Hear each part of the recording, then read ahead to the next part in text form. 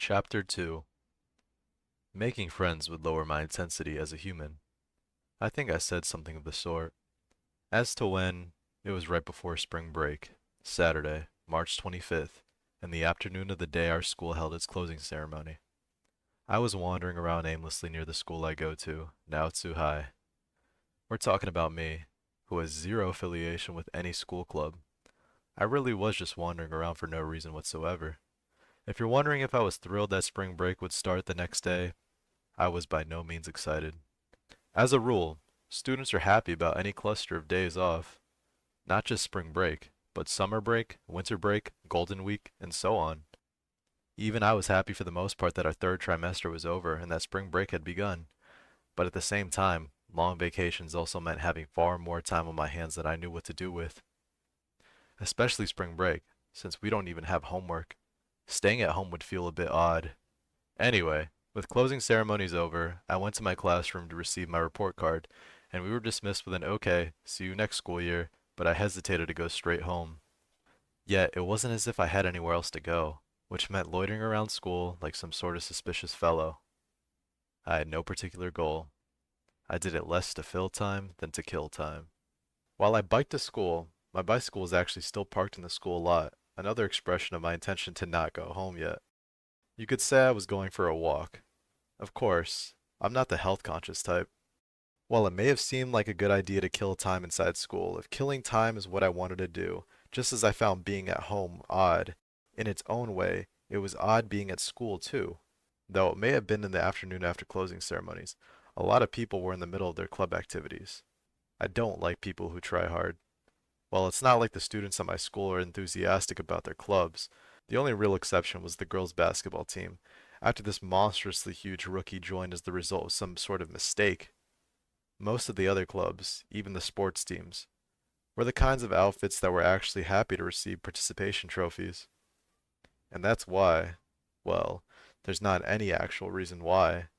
After aimlessly circling around the school a few times, I had begun to think that, yeah, it really is about time for me to pick up my bike from inside the school and head home. I'm hungry after all, when I came across an unexpected individual. With it already being spring break, I frankly don't know whether to describe myself at the time as a second year or a third year, but in any case, a celebrity in my grade, Tsubasa Hanakawa, was walking straight towards me. I wondered for a moment what she was doing, with both of her hands held there behind her head, until I realized she seemed to be adjusting the position of her braid. She wore her long hair behind her in a braid. While braids themselves are already rare to begin with these days, she also wore her bangs in a straight line. She was wearing her school uniform, a completely unaltered skirt falling 4 inches below her knees, a black scarf, a school sweater on top of her blouse as designated by school regulations, white socks and school shoes as designated by those same regulations. The very picture of a model student.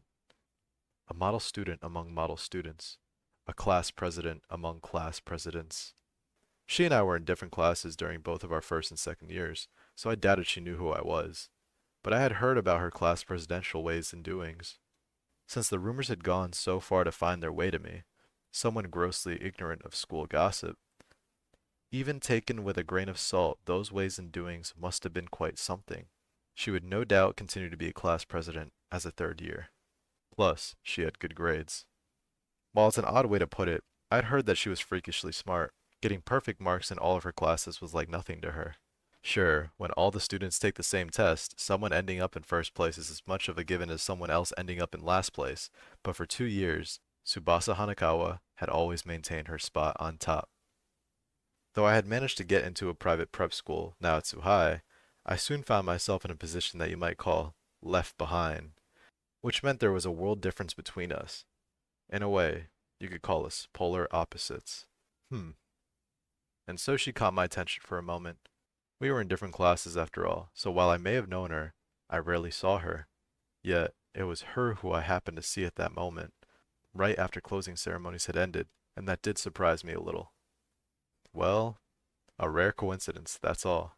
She seemed to have just left through the school gates, so upon further consideration, it wasn't that strange to come across her, considering how I had been loitering around school for all that time.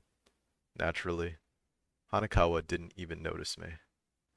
I didn't seem to be in her field of vision, as engrossed as she was in fixing the position of her braid, and had I happened to be in it, Hanakawa and I wouldn't normally so much as nod at each other, given our relationship, or lack thereof. In fact, I thought that a model student like Hanakawa probably hated people with the kind of devil-may-care attitude that I had. She was serious, and I was not. Better she didn't know about me. I'll just let her pass by, I thought. No reason to run away either. I kept walking forward, not missing a step, as if I hadn't noticed her. And right as we were only 5 or so steps away each from passing by without incident, it happened. I doubt I'll ever forget that moment as long as I live. Out of absolutely nowhere, a gust of wind. Uh? I hadn't been able to stay silent despite myself. The front of Hanakawa's rather long pleated skirt, hanging 4 inches below her knees, flew straight up in the air. I assumed that under different circumstances she would have reflexively pushed it back down into place, but thanks to some unfortunate timing, both of her hands were behind her head, engrossed in the complex operation that was fixing the position of her braid. From where I stood, she almost looked like she was putting on a mildly affected pose, her hands clasped behind her. And it was in that situation that her skirt was flipped. Its contents were put into plain sight. They were certainly not gaudy, but they were the kind of elegant undergarments that refused to release one's gaze once a pair of eyes was attracted to them. They were tidy and pure white. It was not as if they were suggestively shaped. In fact, they seemed to be on the higher end of the surface area spectrum. A wide article made of thick cloth, by no means lascivious, and in fact, if one were to speak of them in that way, it would be reasonable to call them demure. Yet they were so white it was dazzling, and they were anything but plain.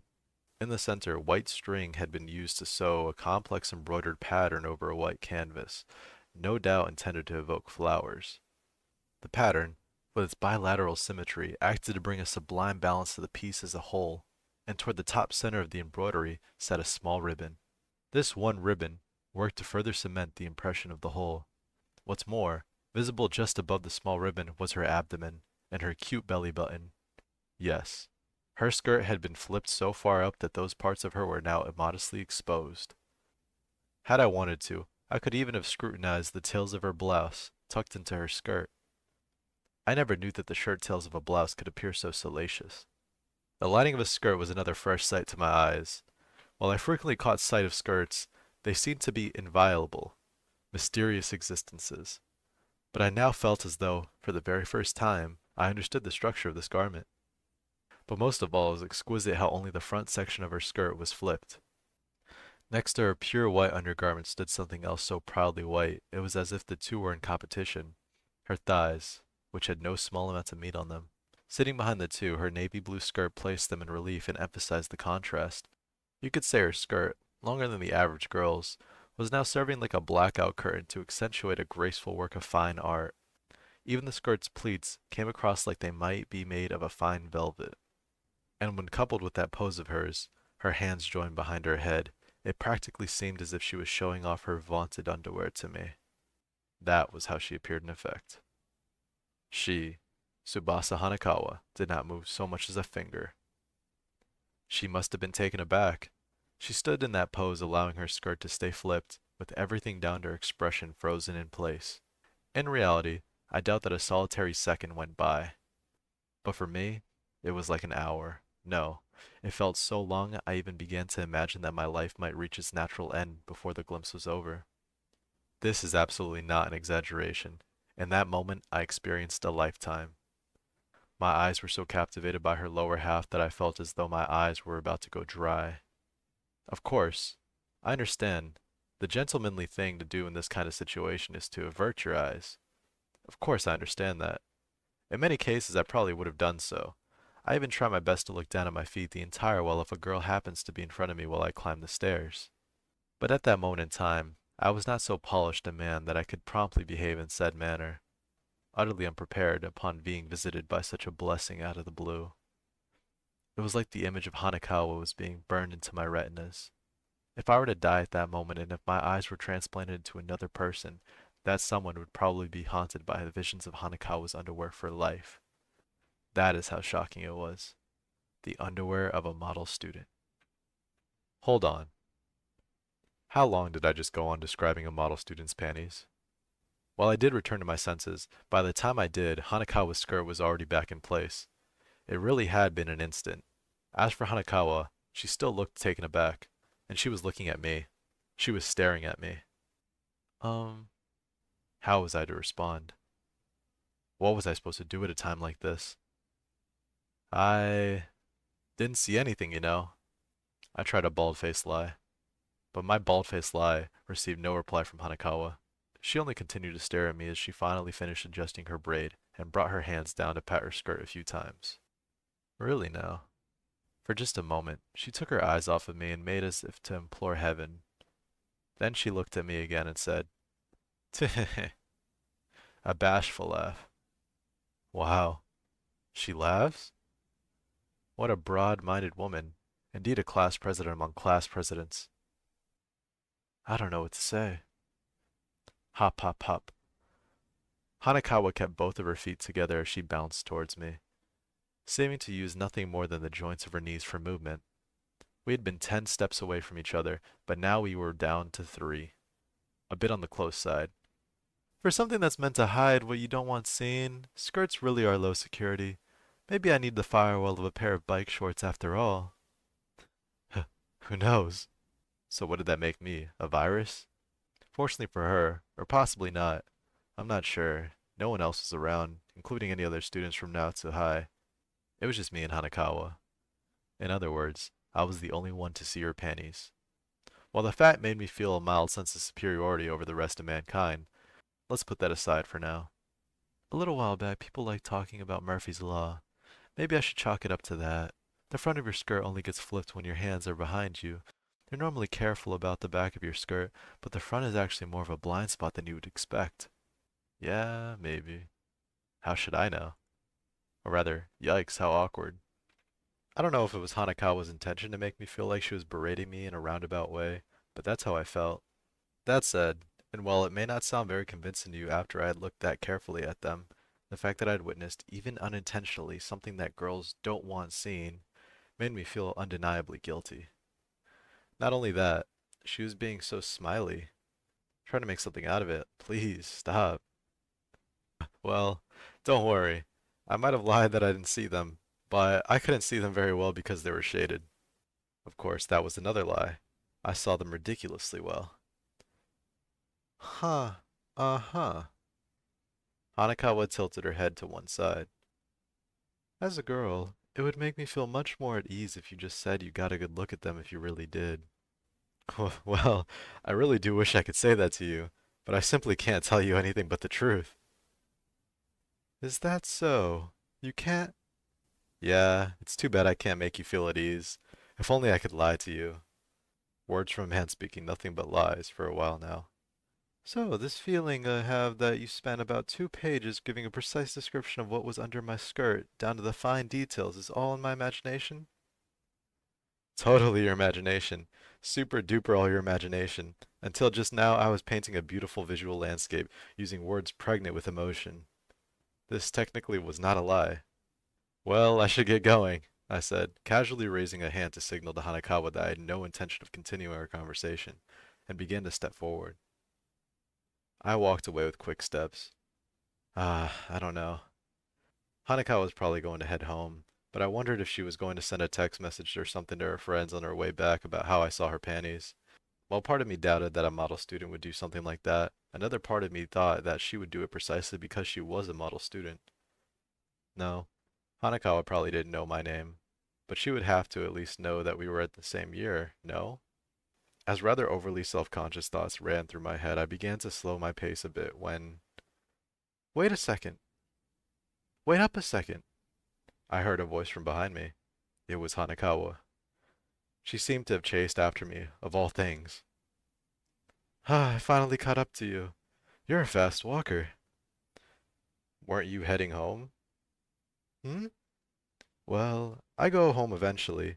And what about you, Araragi? Why are you heading back towards school? She had my name down. What? It's not like I was wearing a name tag. Well, I was going back to pick up my bike, I said. Aha! So you bike to school. Well, yeah, my house is a little on the far side and... Hold on, that wasn't the issue. Though it did seem like she hadn't known I biked to school. Why do you know my name? What? Of course I know it. We go to the same school, don't we? She said it in the exact same way that someone might talk about knowing people in their own class. Who does that? Well, Araragi, you might not know about someone like me, but you're pretty famous after all. I couldn't help but go, huh?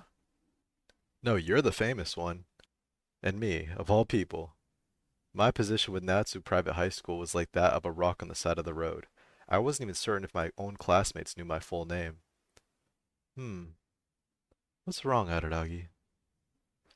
Araragi, with the A written with the left radical for mound together, with the first character in possibility, the two ra written with the good in good boy, and the G you use to write arbor.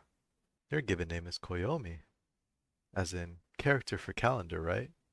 So, Koyomi Araragi. Not only did she know my full name, she knew the exact characters used to write it. Seriously? She knew my name and my face? If she had a death note, I'd be dead.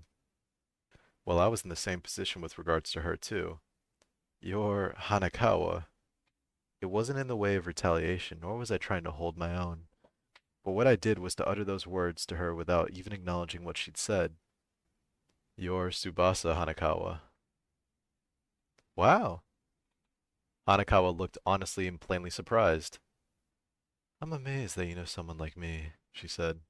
Tsubasa Hanakawa, who during the final exams of the first trimester of our second year got only one answer wrong, a fill in the blank across every subject, including health and PE, as well as art. What? That's... Hey, why do you know so much about me? Hanakawa grew only more surprised. It didn't seem to be an act. Wait, wait, are you stalking me, Araragi? Huh, maybe putting it that way makes it sound like I have too much of a persecution complex. No, not really. It seemed as if she didn't realize she was famous. She thought she was normal, a regular girl who had nothing to recommend her but being on the serious side. Was that it? Add to the fact that she was treating me like I was someone famous, and it got a little nasty. Of course, I did recognize that I had somewhat of a reputation as a washout, but even so, why call her out on it? I decided to just give her a bullshit answer. I heard about you from an alien friend. What? You have friends, Araragi? Ask about the alien bit first. I'm not the kind of person who normally flings retorts at people I'm meeting for practically the first time, but she managed to draw one out of me. Even if she didn't intend any malice by it, what a terrible thing to say. Well, Hanakawa said uncomfortably. Even she must have realized what she just said. You're always alone, so I had the impression that you lived up in a world apart from everyone else. You don't actually think I'm that cool, do you? She did seem to know a little bit about me, but not too much. Well, you're right that I don't have any friends, which makes you so famous that even a friendless loser knows who you are, I said. Oh, stop it. Hanakawa sounded a little bothered by this. Her, a woman who quickly shrugged off with a single embarrassed smile the contents of her skirt being exposed for the world to see. I don't like jokes like that. Please don't make fun of me. Oh. I decided to just nod, as objecting seemed likely to launch a full-on argument. Sheesh. The pedestrian crossing facing the school gates was red, and so I stopped there, and Hanakawa stood next to me. Why follow me? Did she forget something at school? Hey, Araragi. She began to speak just as I was wondering why. Do you believe in vampires, Araragi? What in God's name was she talking about? Then, a moment later, I came upon the answer. Oh. While she was acting calm, she was actually embarrassed that I'd seen her panties. That was no surprise, of course. While I was not famous by any means, Hanakawa did know who I was, and she even understood the state of my personal relationships, that I had no friends. She had probably heard rumors, and not good ones. So it wasn't strange for a model student to feel as though she'd made a slight blunder in allowing me a close, hard look or a happenstance glimpse of her underwear. I came to the conclusion that she was following after me in order to deal with it. Instead of parting ways right after I'd seen her panties, she was plotting to overwrite my memories by following me and talking to me like that. Huh. Nice try, model student. Tossing out a bizarre topic like vampires wasn't going to erase my memories. What about vampires? I asked. Sure, if that was going to make her feel better, I'd play along and discuss whatever she wanted. Talking to her for a short while about fruitless topics was a small price to pay for getting to see her panties. Well, there have been some rumors lately that there's a vampire here in town. They say not to walk around alone at night. What a vague and phony rumor, I said, letting slip my honest impression. Why would there be vampires in a town in the middle of nowhere like ours? Who knows? Vampires are foreign. Yokai, right? I don't think that's exactly what they are, but go on.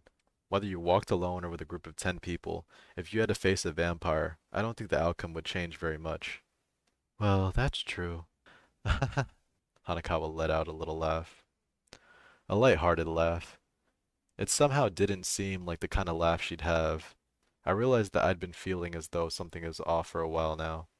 I'd imagine Hanakawa to be a more self-important type after hearing people call her a model student, a class president among class presidents, and all that. If anything, she was weirdly affable. But there have been a lot of eyewitness reports, she said. Eyewitness reports. Now that's funny. Round up these gentlemen. Well, these aren't gentlemen.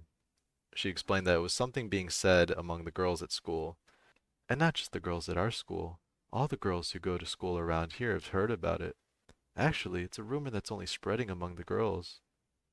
But a vampire. I was amazed that a rumor like that had taken root. They say the vampire is a beautiful blonde woman, but with eyes so cold they make your spine freeze. Those are really specific details, but how does that make her a vampire? Couldn't she just be a normal person who stands out because she has blonde hair? After all, we were in a boring suburban town, a town out in the sticks, away from everything else. You didn't even see people with their hair dyed brown. But, Hanakawa said, according to them, when she was under a street lamp, though her hair was blindingly bright, she didn't have a shadow. Ah, vampire. While the word sounded old and hackneyed to me, it wasn't as if I was that familiar with vampires. But I did recall hearing something like that. Now that she mentioned it, vampires don't cast shadows. Why was that again? Because they don't like the sun? But then this had been at nighttime. So she was in the light of a street lamp, but it sounded like some trick of the eye. And besides, didn't the very street lamp cry out that it was a made-up piece of scenery? Made up or maybe just cheap? Well, yeah, Hanakawa agreed. Despite my churlish reaction, she didn't seem particularly offended. She was good at talking and at listening.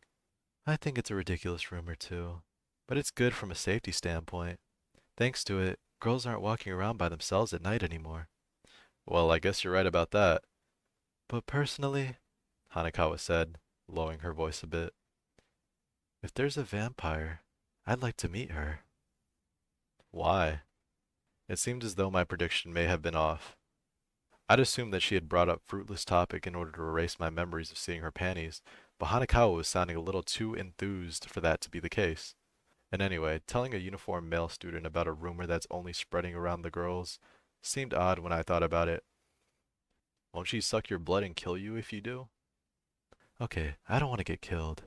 So maybe it's not accurate to say that I want to meet her, but I just thought it'd be neat if someone like that existed. An existence greater than humans. An existence greater than humans? Like a god? It doesn't have to be a god.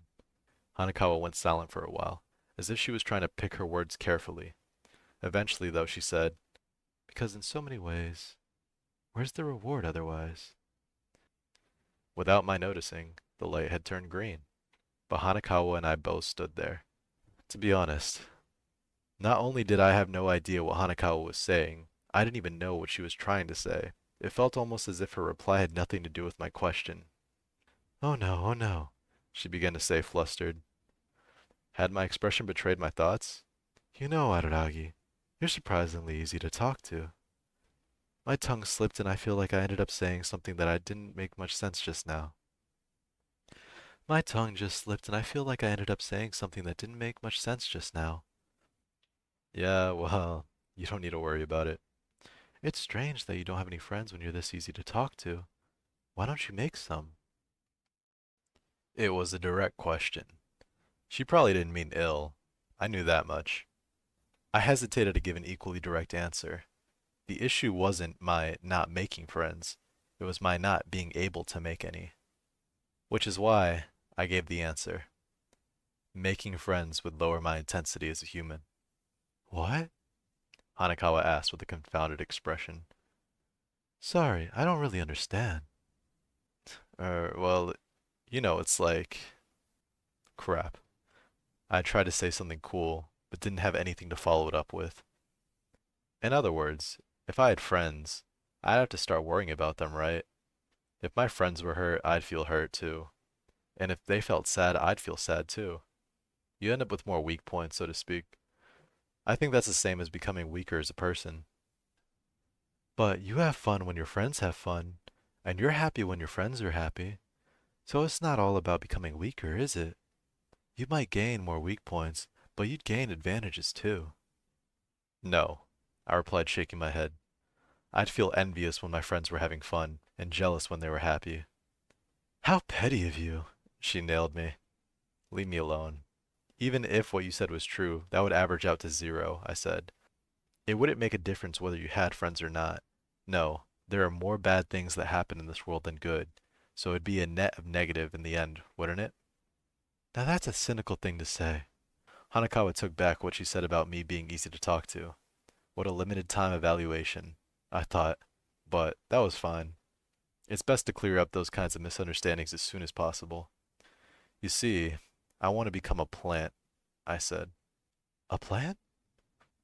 That way I wouldn't have to talk, or walk either. Hmm. Hanakawa did give me a cursory nod. But you still want to be a living thing. Huh? In that case, you normally say you want to become something inorganic like stone or iron. I felt as if something unexpected had been pointed out to me. I wasn't lying.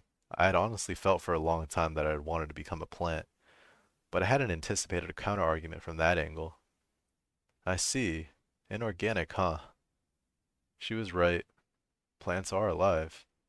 I was thinking of going to the library, Hanakawa said. Hmm. While I was talking to you, I started to feel like I wanted to go to the library. What sort of mental circuitry was I dealing with? She did say she was going to go home eventually, so she must not have had any particular plans. While she had time, just as I did, you could either kill it wandering around outside of school or go to the library. Maybe that was the wall separating the flunkies from the model students. It'll be closed tomorrow because it's a Sunday, so I need to go by there today. Huh. Do you want to come with me? Why? I asked with a sarcastic laugh. The library.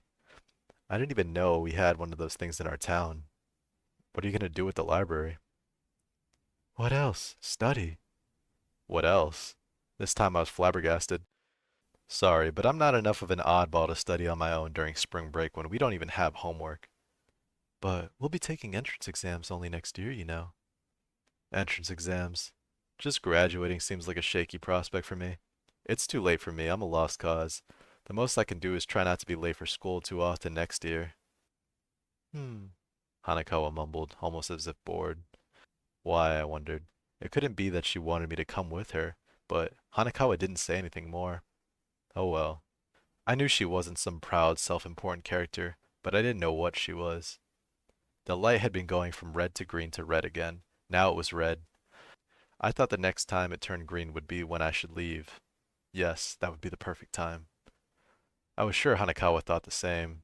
She wasn't someone who couldn't suss the mood. Haruaki, do you have a cell phone? Well, yeah, of course. Can I borrow it? She asked, then held out her hand. I didn't know what she was planning on, but I obliged, taking my phone out of my pocket and handing it to Hanakawa. Oh, isn't this a new model? She said. I upgraded just the other day. It's my first new one in 2 years, so it has all the new features. I don't even know how to use it. You're still young. Don't be so pathetic. If you're saying things like that now, civilization is going to pass you by all the more once you become an adult. If you're already on the wrong side of the digital divide, you won't even be able to live a decent life in the future. Well, in that case, I guess I'll have to go live up in a mountain somewhere. Then, once civilization crumbles, I'll come back to this town. Exactly how long do you plan on living? Was I immortal or what? She sighed. Moments after our exchange, Hanakawa began messing with my phone. While she may have been a class president among class presidents, the very picture of a model student, she was still a high school girl and thus ridiculously fast at typing on a phone. It wasn't as if the phone contained any kind of personal information that I didn't want other people seeing. But don't be messing with people's phones, all right? Or, I wondered, could she actually be suspecting me of having used my phone's camera to sneak a picture when her skirt was flipped? If so, I wanted her to scour the thing. I wanted to wipe out such a disgraceful suspicion. But at any rate, it must be hard being a girl, worrying about so many things all the time. If a guy had his fly open, all he had to do was claim that he was being a sexy commando or something. Or maybe not. Thanks. Here, you can have it back. Hanakawa returned my phone to me in no time at all. No pics, right? I prompted. Huh? She tilted her head. Pics? Nothing. Oops. Had I misread her? Then, what exactly had she been up to? Hanakawa seemed to pick up on my puzzlement because she pointed to the phone that I still held, unable to return it to my pocket, and said, I put my number and email address in there. You did what? Too bad for you. You just made a friend. And then, before I could say a single word in response, she ran to the other side of the crossing. The light had turned green without my noticing. That was how I was planning on leaving, and now it felt like she'd stolen my thunder. Wait, wasn't she going to go to the library? No, since she decided to go to the library mid-conversation with me, her heading in the opposite direction now wasn't strange at all. When she crossed the other side, Hanakawa turned back to me and waved a "see you later." I reflexively returned her wave. Once she saw me waving my hand like an idiot, I assume, she turned back around, made a right in front of the school gate, and walked off in a cheerful mood. She soon turned the corner and went out of sight. After I was sure she was gone, I checked my phone to see if it was true. Uh, Tsubasa Hanakawa had been registered in my contact list, a phone number, and an email address. I had never used the contact features on my phone before. I remember all the numbers I needed, though it's not something I could brag about since the only ones I had memorized were my home phone number and my parents' cell phone numbers. My sent and received call history was enough for any others. I simply didn't have many friends. And that's how Tsubasa Hanakawa became the first number to be registered on my phone. What's her deal? Her actions hovered beyond my comprehension. A friend? Is that what she said? A friend? Did she mean it? To begin with, while we may have known each other's names, what was a young lady like her doing casually handing her contact info out to a guy she'd basically spoken to for the first time? Or was I just being an old-fashioned about this? Or was I just being old-fashioned about this? I didn't know. But as much as I didn't know, there was one thing I did know. Tsubasa Hanakawa, the model student among model students, the class president among class presidents, not only wasn't a stuck-up self-important character, she's pretty damn cool. A class president among class presidents, Tsubasa Hanakawa. It was her, whom I happened to cross the afternoon of closing ceremonies, that I would meet again during spring break, though I had no way of knowing it at the time. I didn't even feel a sliver of a premonition.